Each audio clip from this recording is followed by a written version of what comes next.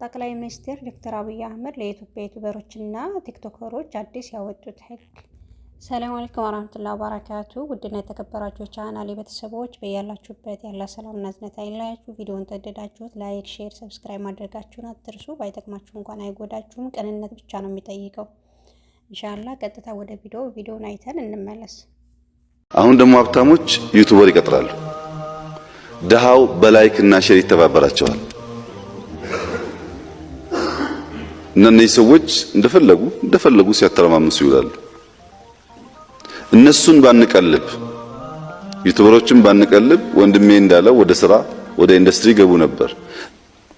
ለዚህም ኮንትሪቢዩሽናችን ምንድነው ብሎ ስራ ፈጣሪው ባለሀብቱ ግብር ከፋዩ ቢያስብ ጥሩ ነው።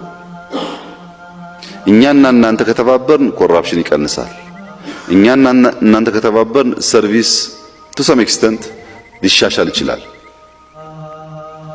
ጫካ ላሉ ሰዎች ብር ባለመላክ ብትተባበሩ ይቀንሳል። በነገራችን ላይ አንዳንድ አሁን በተለያየ ቦታ የሚታገሉ ሰዎች እስከ 10 ቤት በአባቱ በወንድሙ ያለው ሰው አለ። በረሃ ታጋይ የሚባል ሰው በጣም ሀብታሞች ናቸው።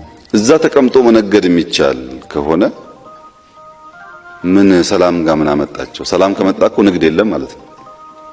ቤት አላቸው፣ በተለያየ አካውንት ባንክ አላቸው። በቅርቡ እንኳን $5 ሚሊዮን ከውጭ መጥቶ ይዘናል በአንድ ባንክ። ከፍተኛ ብር ይንቀሳቀሳል። ሀብታሞች ደግሞ ማወቅ መብለጥ መላቅ ስለሚመስላቸው እዚህም ይጫወታሉ፣ እዛም ይጫወታሉ።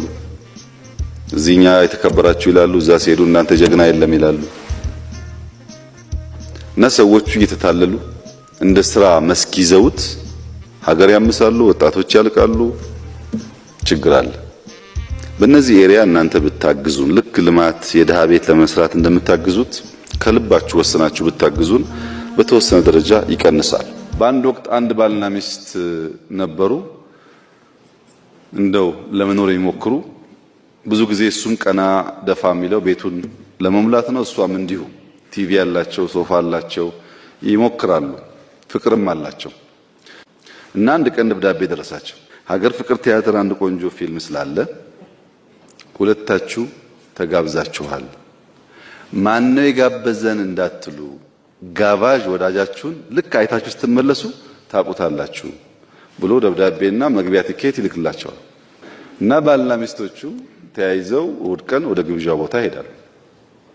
ቲያትር አይተው ተደንቀው እሷም ውዴ ተሸውደናል፣ እስካሁን አልፎ አልፎ ማየት አለብን፣ በጣም ያነቃቃል፣ ኢንስፓየር ያደርጋል እና እስካሁን ተሸውደናል፣ ይሄ ወዳጃችን መመስገን አለበት እያሉ ስለ ቲያትሩም እያደነቁ ቤት ሲደርሱ በራቸው ተከፍቷል። ማን ከፈተው ብሎ ሲገቡ አንድም ዕቃ ቤት ውስጥ የለም እና ብጣሽ ወረቀት አገኙ። አሁን ጋባዣችሁን አውቃችሁታል የሚል እና የጋበዘን ሁሉ ለቲያትር ላይሆን ይችላል ማለት ነው። አዲስ አበባ ውስጥ ለመኖር ሳይሆን ሰው ሲሞትበት ለማስቀበርም ጉቦ የሚከፍልበት ከተማ ነው። ማስቀበሪያውም ጣጣ ነው እንኳን መኖር ቀርቶ።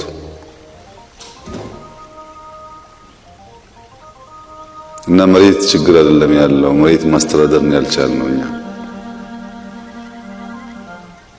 በእናንተው መሬት በእናንተው ባንክ ሀብት የፈጠሩ ሰዎች ዩቲዩብ እየቀለቡ አጀንዳ እየፈጠሩ የሚረብሹበት፣ ሌብነታቸውና ሀብታቸው እንዲደበቅ ህዝቡን የሚያምሱበት፣ ምስኪኑ ድሃ ደግሞ የሚሰቃይበት ከተማ ነው። እና ሊደርሺፕ አሁን 9 ወር 8 ወር ገደማ ሞልቶታልና ፓሽኔት ሆኖ ነው ወይ ስራውን እየሰራ ያለው? እንደሚያልቅ ጊዜ ነው? ቋሚ ኮንትራክት ነው? እናንተ የእድሜ ልክ ናችሁ? ሞናርኪ ነው? አንዴ ተቀምጣችኋል ማንም አይነካችሁም ማለት ነው ወይስ ጊዜ አለ? ያ ገብቶን ነው ወይ ስራ ያለ ነው? በየዕለቱ ስንት ደሃ ነው ዳቦና ሻይ እንዲያገኝ እያደረግን ያለ ነው? እኛ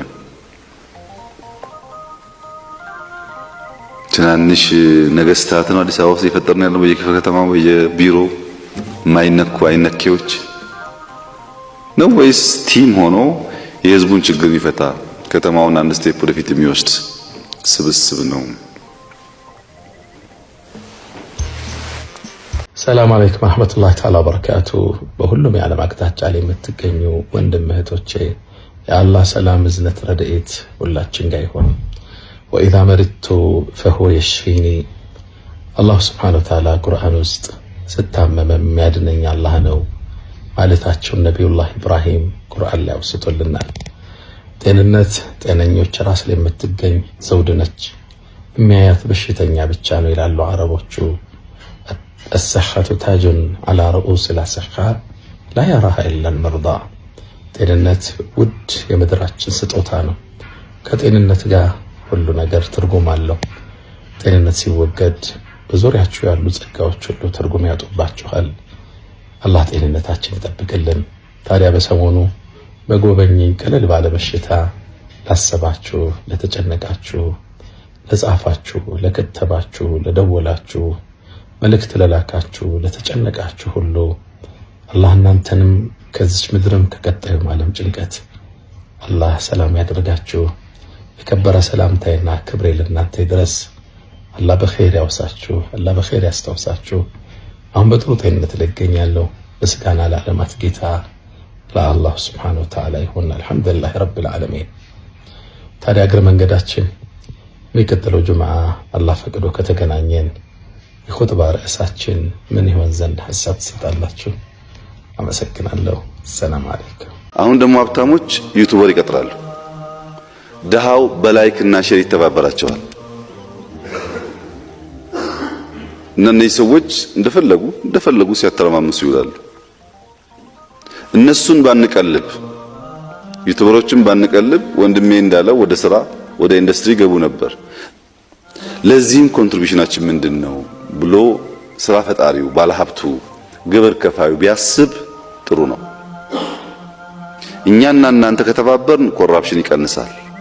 እኛና እናንተ ከተባበርን ሰርቪስ ቱ ሰም ኤክስተንት ሊሻሻል ይችላል። ጫካ ላሉ ሰዎች ብር ባለመላክ ብትተባበሩ ይቀንሳል።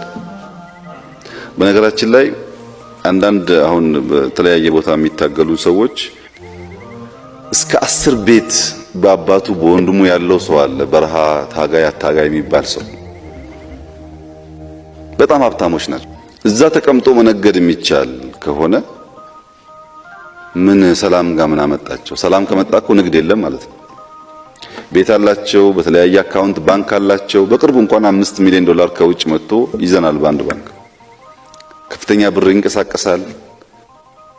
ሀብታሞች ደግሞ ማወቅ መብለጥ መላቅ ሳይመስላቸው እዚህም ይጫወታሉ፣ እዛም ይጫወታሉ።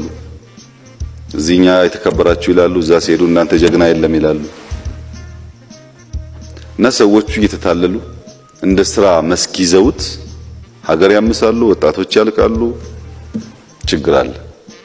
በእነዚህ ኤሪያ እናንተ ብታግዙን፣ ልክ ልማት የድሃ ቤት ለመስራት እንደምታግዙት ከልባችሁ ወስናችሁ ብታግዙን